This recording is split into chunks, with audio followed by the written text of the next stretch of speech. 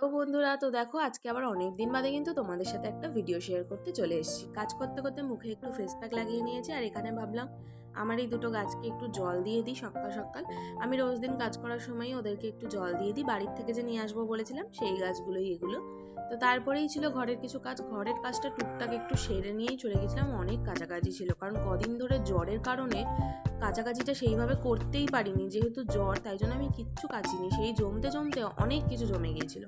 কেচে নিয়ে স্নান করে নিয়ে ছাদে চলে গিয়েছি জামা কাপড় মেলতে। ছাদে তো আমি খুব একটা মেলি না, কিন্তু আজকে গিয়েছিলাম ছাদে মেলতে, তার কারণ অনেক জামা কাপড় হয়ে গিয়েছিল, শোকানোর দরকার ছিল, ঘর ভরে যাচ্ছে।